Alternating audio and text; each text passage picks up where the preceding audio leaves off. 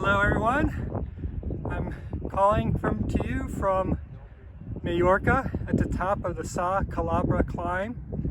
It's named after a rattlesnake because it snakes up this mountain about 3,000 feet and it has a bite.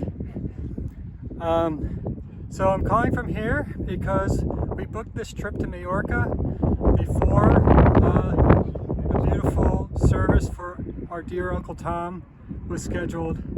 We tried to make a change.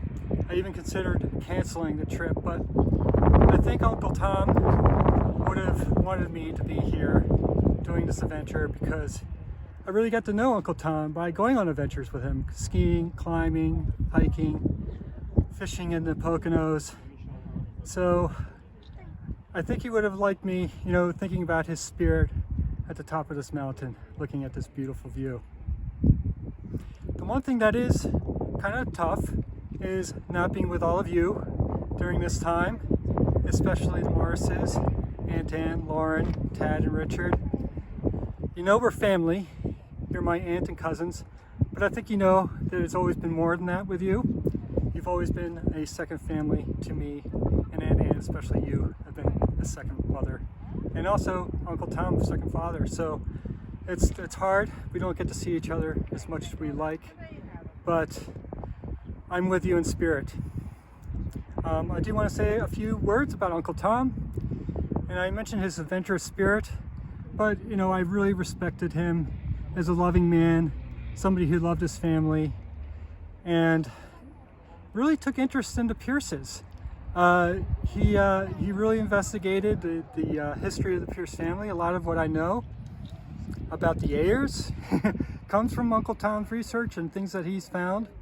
And he was actually the one who came up with a theory of where Wilmot Grant Pierce came from. Way back when, during the Civil War, there was a famous politician named Wilmot, his last name, and of course there's General Grant. And so he came up with that theory, and I'm going with it. And Uncle Tom, of course we had a great time together. He was a great companion, very charming, intelligent man. He could have run for political office if he wished, but as I said, he was really a family man.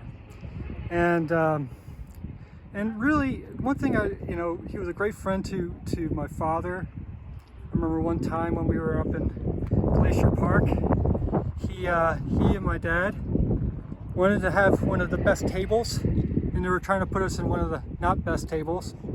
But there was a really nice table that was available. And they said, "Hey, what about that one?" And the people at the hotel said, "Well, that's for the Secretary of the Interior who was dining there that night." They didn't take that as an answer, and they spent the next 10 minutes negotiating with them to get this table, even though it was the Secretary's table. I don't know if we got the Secretary's table, but we certainly got a better table. And I remember Richard actually saying that there was a high-powered lawyer and businessman doing their thing, doing their negotiations. And what I'd like to say about Uncle Tom is he was a very curious man. At first, when I was growing up, I just thought he was a know-it-all. But he's not a know-it-all. He was just curious about everything. And I remember one time we were in Sun Valley, and he was just noticing these berries on the bush would disappear at a certain time of the year. It was these birds that would come in and eat them. So he was very curious about why this was, and he actually sought out a friend who knew that what bird it was that came and ate those berries at this specific time. And so he was able to really connect with people who were intelligent and as curious as he was, and just to learn about anything. So he was a really special man, and he always was on my side. He was always a great supporter of me, no matter what was going on in my life, and I just loved him for that. And I don't have a glass of wine with me. I climbed up this climb, and I'm just lucky to have any water. But I just want you to know, cheers to Uncle Tom, cheers to all of you, all the family getting together to celebrate his life.